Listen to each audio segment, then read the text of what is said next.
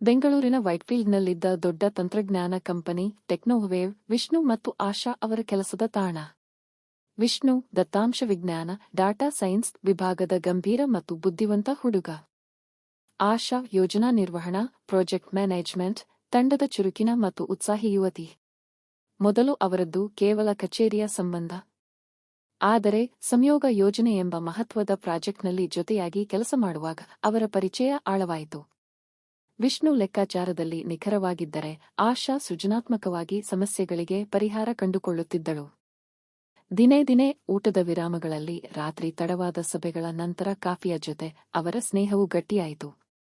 ಅವರ ಮಾತುಕತೆಗಳು ಬರೀ ಕೆಲಸದ ಗಡುವಿನ ಡೆಡ್ಲೈನ್ ಕುರಿತು ಇರದೆ, ಜೀವನ, ಸಿನಿಮಾ, ಕನಸುಗಳ ಬಗ್ಗೆ ವಿಸ್ತರಿಸಿದವು.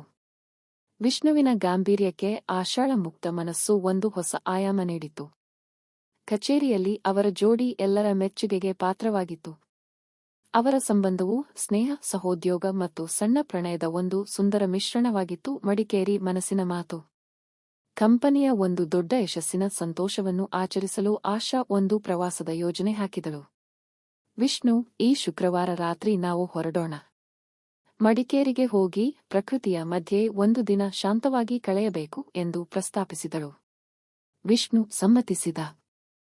ರಾತ್ರಿ ಪ್ರಯಾಣ ನನಗೆ ಅಷ್ಟೊಂದು ಇಷ್ಟವಾಗುವುದಿಲ್ಲ ಆಶಾ. ಆದರೆ ನಿನ್ನ ಜೊತೆ ಹೋಗುವುದಾದರೆ ಖಂಡಿತ ಒಪ್ಪಿಗೆ. ಶುಕ್ರವಾರ ರಾತ್ರಿ 10:30 ಗಂಟೆಗೆ ವಿಷ್ಣುವಿನ ಹೊಸ ಕಾರು ಬೆಂಗಳೂರಿನ ಸಂಚಾರ ದಟ್ಟಣೆಯಿಂದ ಹೊರಬಿದ್ದು ಮಡಿಕೇರಿಯತ್ತ ಮುಖ ಮಾಡಿತು. ಆಶಾ ಹಾಡುಗಳ ಪಟ್ಟಿಯನ್ನು ಸಿದ್ಧಪಡಿಸಿದ್ದಳು. ರಸ್ತೆಗಳು ಖಾಲಿಯಾಗುತ್ತಿದ್ದಂತೆ ಅವರ ಮಾತುಗಳು ಕೆಲಸದ ವಿಷಯವನ್ನು ಬಿಟ್ಟು ತಮ್ಮ ವೈಯಕ್ತಿಕ ಭಾವನೆಗಳ ಕಡೆಗೆ ತಿರುಗಿದವು. ನಾವು ಇಬ್ಬರೂ ಎಷ್ಟು ವ್ಯತ್ಯಾಸ ಅಲ್ವಾ ವಿಷ್ಣು? ನೀನು ಪುಸ್ತಕದಂತಿದ್ದರೆ ನಾನು ಹರಿಯುವ ನದಿಯಂತೆ, ಆಶಾ ತಮಾಷೆ ಮಾಡಿದಳು. ವಿಷ್ಣು ನಕ್ಕ. ಹೌದು ಆಶಾ, ಅದಕ್ಕೆ ನಮ್ಮಿಬ್ಬರ ನಡುವೆ ಇಷ್ಟೊಂದು ಆಕರ್ಷಣೆ. ನನ್ನ ತರ್ಕಕ್ಕೆ ನೀನು ನಿನ್ನ ಭಾವನೆಗಳ ಮೂಲಕ ಜೀವ ತುಂಬುತ್ತೀಯಾ? ಇದುವೇ ನಮ್ಮ ಸಂಬಂಧದ ಅಂದ ದಾರಿಯಲ್ಲೊಂದು ಅನಿರೀಕ್ಷಿತ ತಿರುವು. ಬೆಂಗಳೂರಿನಿಂದ ಸುಮಾರು 5 ಗಂಟೆಗಳ ಪ್ರಯಾಣದ ನಂತರ ಬೆಳಗಿನ ಜಾವ 3 ಗಂಟೆಯ ಹೊತ್ತಿಗೆ ಕೊಡಗಿನ ಗಡಿಯನ್ನು ಸಮೀಪಿಸುತ್ತಿದ್ದಂತೆ ವಾತಾವರಣ ತೀವ್ರವಾಗಿ ಬದಲಾಯಿತು. ಹೊರಗೆ ದಟ್ಟವಾದ ಮಂಜು, ಇಬ್ಬನಿ ಕವಿದಿತ್ತು ಮತ್ತು ಚಳಿ ತೀರಾ ಹೆಚ್ಚಾಗಿತ್ತು. ಕಾರಿನ ಗಾಜಿನ ಮೇಲೆ ಮಂಜಿನ ಹನಿಗಳು ಹೆಪ್ಪುಗಟ್ಟುತ್ತಿದ್ದವು. ವಿಷ್ಣು, ವಾವ್, ಎಷ್ಟು ಚಳಿ! ಗಾಡಿ ಓಡಿಸೋಕೆ ಕಷ್ಟ ಆಗ್ತಿದ್ಯಾ? ಆಶಾ ಕೇಳಿದಳು. ವಿಷ್ಣು ನಿಧಾನವಾಗಿ ಚಾಲನೆ ಮಾಡುತ್ತಾ, ಮಂಜು ಬಹಳ ದಟ್ಟವಾಗಿದೆ ಆಶಾ. ರಸ್ತೆಯೇ ಸರಿಯಾಗಿ ಕಾಣುತ್ತಿಲ್ಲ. ಈ ಸ್ಥಿತಿಯಲ್ಲಿ ಮುಂದುವರಿಯುವುದು ಸುರಕ್ಷಿತವಲ್ಲ ಅನಿಸುತ್ತೆ ಎಂದ. ಕೆಲವು ನಿಮಿಷಗಳ ನಿಧಾನ ಚಾಲನೆಯ ನಂತರ ಮಡಿಕೇರಿ ತಲುಪುವುದಕ್ಕೆ ಸ್ವಲ್ಪ ಮೊದಲು ಒಂದು ಸಣ್ಣ ಪಟ್ಟಣದ ಹತ್ತಿರ ಬಂದರು. ಅಲ್ಲೊಂದು ಹಳೆಯ ಶೈಲಿಯ ಆದರೆ ಅಚ್ಚುಕಟ್ಟಾದ ತಂಗುದಾಣವಿತ್ತು, ಶ್ರೀ ಕಾವೇರಿ ವಿಹಾರ ನಿಲಯ. ವಿಷ್ಣು, ಮಡಿಕೇರಿ ಇನ್ನೂ 1 ಗಂಟೆ ದೂರ ಇದೆ. ಈ ಮಂಜು ಬೆಳಗ್ಗೆ 6ಕ್ಕೆ ಬಿಟ್ಟರೂ ಸಾಕು. ನಾವು ಇಲ್ಲೇ ರಾತ್ರಿ ಕಳೆಯೋಣ. ಒಂದು ಕೋಣೆ ತೆಗೆದುಕೊಂಡು ಸ್ವಲ್ಪ ವಿಶ್ರಾಂತಿ ಮಾಡೋಣ ಎಂದು ಆಶಾ ಸಲಹೆ ನೀಡಿದಳು. ಅದು ಸಂಪೂರ್ಣವಾಗಿ ಅನಿರೀಕ್ಷಿತ ನಿರ್ಧಾರವಾಗಿತ್ತು. ಬೆಚ್ಚನೆಯ ಕೋಣೆಯಲ್ಲಿ ವಿಷ್ಣು ಕಾರನ್ನು ನಿಲ್ಲಿಸಿ ತಂಗುದಾಣದ ಕೌಂಟರ್ಗೆ ಹೋಗಿ ಬೆಳಗಿನ ಜಾವದವರೆಗೆ ಉಳಿದುಕೊಳ್ಳಲು ಒಂದು ಕೋಣೆ ಬೇಕು ಎಂದು ಕೇಳಿದ. ಆಗ ಕೇವಲ ಒಂದೇ ಡಬಲ್ ಹಾಸಿಗೆಯ ಕೋಣೆ ಲಭ್ಯವಿತ್ತು. ಅಷ್ಟೊಂದು ಚಳಿಯಲ್ಲಿ ಬೇರೆ ಆಯ್ಕೆಯನ್ನು ಹುಡುಕುವ ಧೈರ್ಯ ಯಾರಿಗೂ ಇರಲಿಲ್ಲ. ಒಂದೇ ಕೋಣೆಯ ಕೀ ತೆಗೆದುಕೊಂಡು ಅವರು ಒಳಗೆ ಬಂದರು. ಕೋಣೆಯು ಸರಳವಾಗಿದ್ದರೂ ಸ್ವಚ್ಛ ಮತ್ತು ಬೆಚ್ಚಗಿತ್ತು. ಕಿಟಕಿಯಿಂದ ನುಸುಳುತ್ತಿದ್ದ ಮಂಜುಗಡ್ಡೆಯ ವಾತಾವರಣವು ಒಳಗಿನ ವಾತಾವರಣವನ್ನು ಇನ್ನಷ್ಟು ಆಪ್ತ ಮಾಡಿತ್ತು. ಆಶಾ ಚಳಿಗೆ ಕೈ ಉಜ್ಜಿಕೊಳ್ಳುತ್ತಿದ್ದಳು. ಛೇ, ಈ ಚಳಿಗೆ ಮೈ ಹೆಪ್ಪುಗಟ್ಟಿದಂತಾಗಿದೆ. ವಿಷ್ಣು ನಕ್ಕು. ಇದೇ ನೋಡು ಮಡಿಕೇರಿಯ ವೈಭವ. ಹೆಚ್ಚುವರಿ ಕಂಬಳಿ ಇಲ್ಲಿದೆ. ಹೊದ್ದುಕೊಂಡು ಮಲಗು. ಬೆಳಗ್ಗೆ ಆದ್ಮೇಲೆ ಪ್ರಯಾಣ ಮುಂದುವರಿಸೋಣ. ಆಶಾ ಹಾಸಿಗೆಯ ಮೇಲೆ ಕಂಬಳಿ ಸುತ್ತಿಕೊಂಡು ಕುಳಿತು ವಿಷ್ಣುವಿನ ಕಡೆ ನೋಡಿದಳು. ಅವನ ಮುಖದಲ್ಲಿ ಆಯಾಸ ಮತ್ತು ಪ್ರೀತಿ ಎರಡೂ ಮೇಳೈಸಿದ್ದವು. ಬಾ ವಿಷ್ಣು, ನಾನು ತುಂಬಾ ಸುಸ್ತಾಗಿದ್ದೀನಿ. ಬರೀ ಬೆಳಗಿನ ಜಾವದವರೆಗೆ.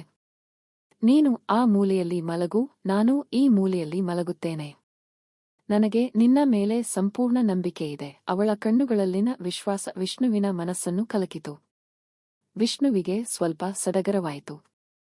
ಅವರ ಸಂಬಂಧದಲ್ಲಿ ಇಂತಹ ನಿಕಟತೆ ಮೊದಲ ಬಾರಿಗೆ ಬಂದಿತ್ತು. ಆದರೂ ಆಕೆಯ ನಂಬಿಕೆಗೆ ಧಕ್ಕೆ ತರಲು ಮನಸ್ಸು ಬರಲಿಲ್ಲ. ಸರಿ ಆಶಾ.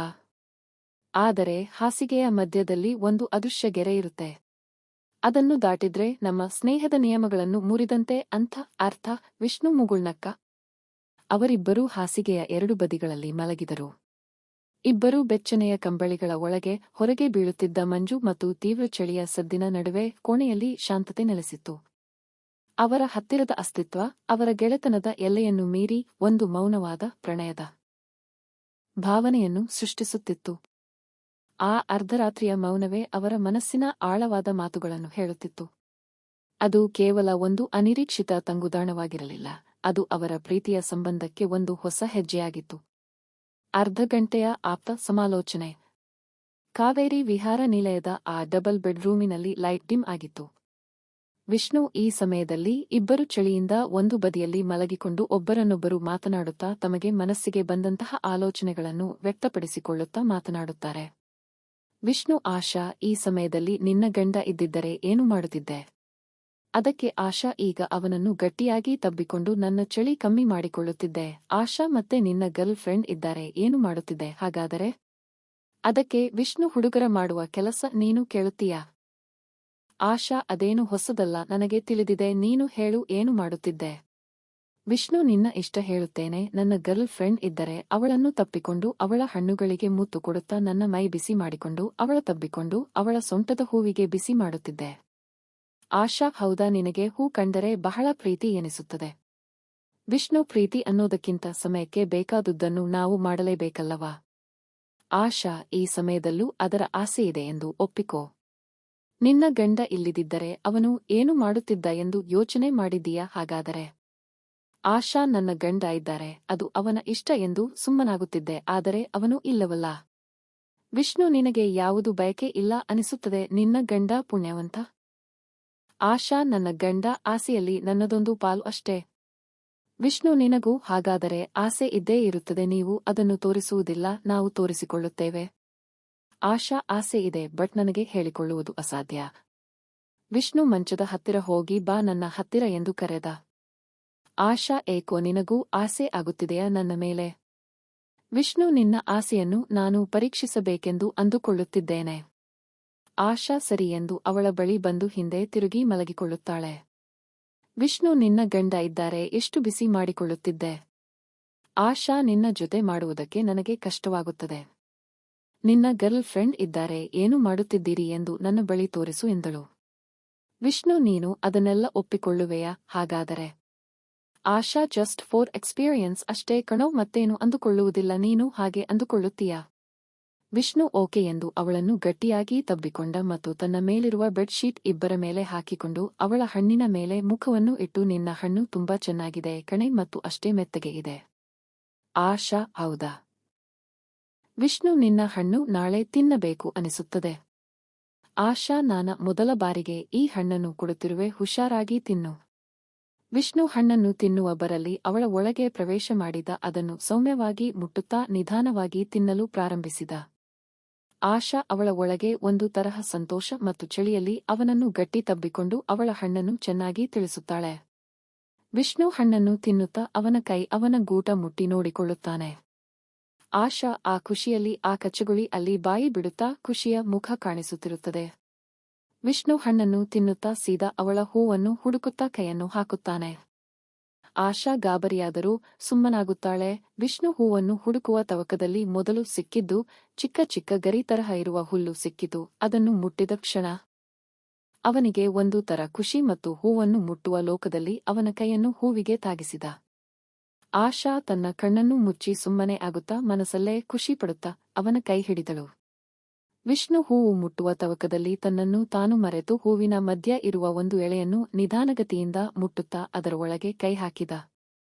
ಆಶಾ ಆ ನೋವಿನ ಸುಖದಲ್ಲಿ ರೋಮಾಂಚನದಿಂದ ನಟಿಸಿರುವ ಅವಳ ನೋವಿನ ಮತ್ತು ಆ ಖುಷಿಯ ತೋರಿಸುತ್ತಿದ್ದಳು. ವಿಷ್ಣು ಮೇಲಿಂದ ಕೆಳಗೆ ಬಂದವರೇ ಆ ಸುಂದರವಾದ ಕಾಡಿನ ಮಧ್ಯ ತನ್ನ ಮುಖವನ್ನೆಲ್ಲ ಅಲ್ಲಾಡಿಸುತ್ತಾ ಗರಿಗಳ ಹುಲ್ಲಿನ ಮೇಲೆ ಮುತ್ತು ಕೊಡುತ್ತಾ ಆ ಸುಗಂಧ ವಾಸನೆ ಆರಾಧನೆ ಮಾಡುತ್ತಾ ಆ ಎಳೆ ಅದ ಹೂವಿನ ಮಧ್ಯ ಚಿಗುರು ಒಡೆದ ಸಿಹಿಯಾದ ಪಂಜರಕ್ಕೆ ಸಿಹಿಯಾದ ಜೇನನ್ನು ಸವಿಯುತ್ತಾ ಇದ್ದ.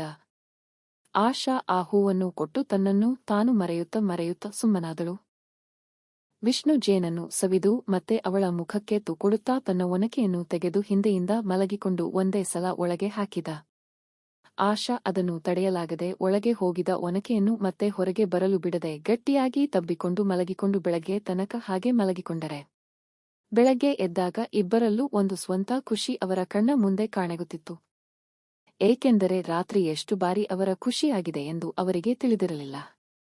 ಹೇಗೆ ನಾವು ನಮ್ಮನ್ನು ಇಬ್ಬರೂ ಒಂದೇ ಎಂದು ಭಾವಿಸಿಲ್ಲ, ಆದರೆ ನಮ್ಮಿಬ್ಬರ ನಡುವೆ ನಡೆದ ಘಟನೆ ಇವತ್ತಿಗೂ ಒಂದು ವಿಶೇಷವಾದದ್ದು. ನಾವು ವೀಕೆಂಡ್ನಲ್ಲಿ ಇಬ್ಬರಿಗೂ ಬೇಕು ಎಂದರು ಅದನ್ನು ಕೇಳದೆ ನಡೆಸುತ್ತೇವೆ, ಆದರೆ ಇಬ್ಬರು ಯಾವತ್ತೂ ಮದುವೆಯಾಗಬೇಕೆಂದ ಬಯಕೆ ಮಾಡಿಲ್ಲ, ಯಾಕೆಂದರೆ ನಾವು ಮಾಡಿದ್ದು ಸಹಜ ಪ್ರಕೃತಿಯ ಅನುಭವಸ್ಥೆ.